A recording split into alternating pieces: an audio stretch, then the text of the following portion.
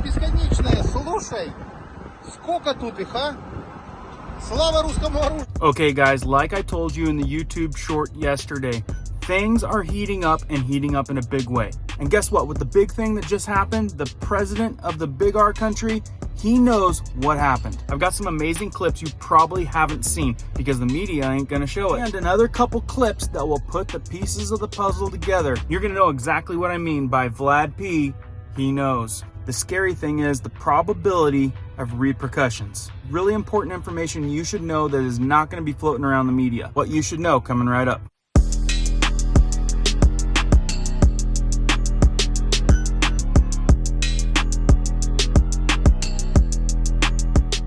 Welcome back to all of our amazing subs. If you're brand new here, like news that affects you, weekly tips, how-tos, prepping stuff, emergency preparedness how-tos. If that's your thing, be sure to hit that notification bell so you can stay up to date. Let's jump into this one. Okay, for starters, be sure to check back in with our channel every once in a while. We're getting a lot of reports that people are not getting their notifications. I wonder why, right? And another thing that really helps get this information out is sharing this video. So let's get moving on this. Like I said, I put a YouTube short out yesterday, kind of giving you a little bit of a gist of what's going on over there in the big R country. In case you missed it, let me play a little section of this speech where the president and a huge crowd was celebrating the annexation of the Ukrainian territories. И на счет 3. Раз, два, три.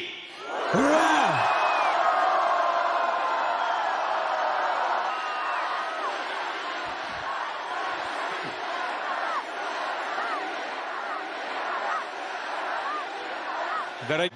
So as you can see, this country is hyped up. I'm going to paraphrase an article from War News 24/7 while I show you some of the serious mobilization that's happening over there in the big R country right now.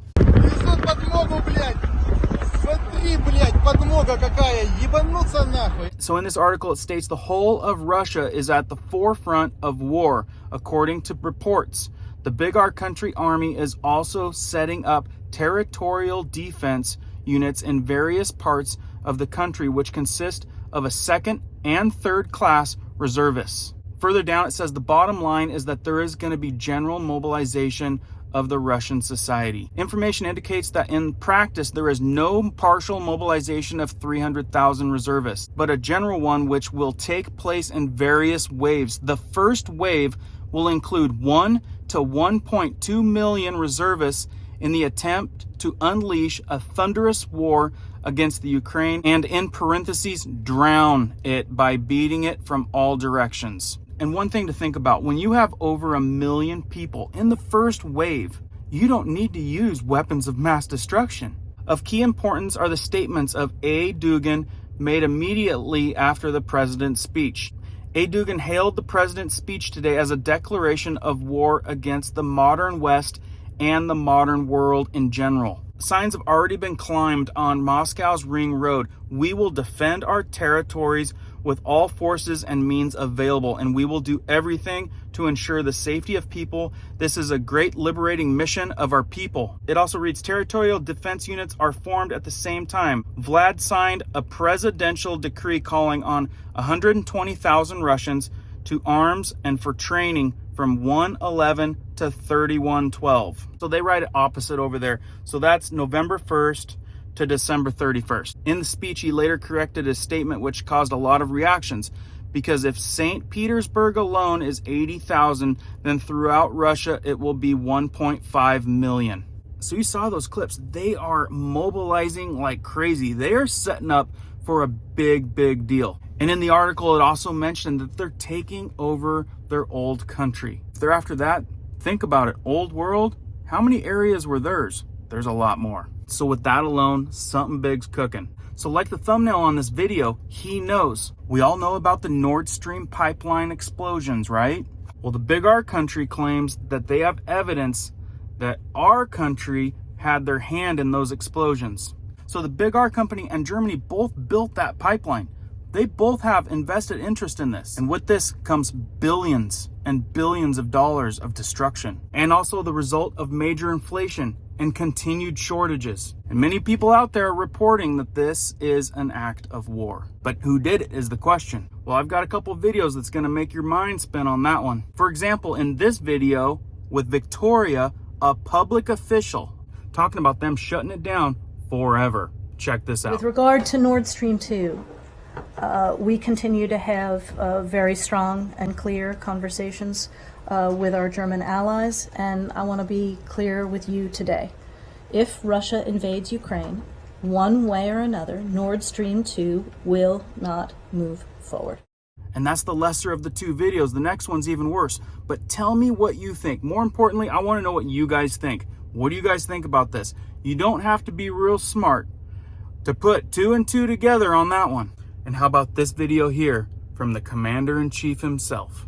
Let me answer the first question first. If Russia invades, that means tanks or troops crossing the border of Ukraine again. Then there will be no longer a Nord Stream 2. We will bring an end to it. How will you do that exactly, since the project and control of the project is within Germany's control? We will, I promise you, we'll be able to do it. Now, if that doesn't sound convincing on what played out, I don't know what does. I want to give a shout out and thanks to Paul and Adrian doing this video right here. That's where I learned of those clips. If you guys want more detailed information on this whole subject, they did that video right there, an hour and a half long yesterday. So they've got plenty of information. Go check it out if you want a little more detailed information on this, because I don't mind helping out other channels. It's all about getting this information out to you guys. It's not the information that's going to be allowed to be spread on media. Also, I'll leave a link to that article in the description below. And again, I'm not making any claims. I'm just showing you what's been reported.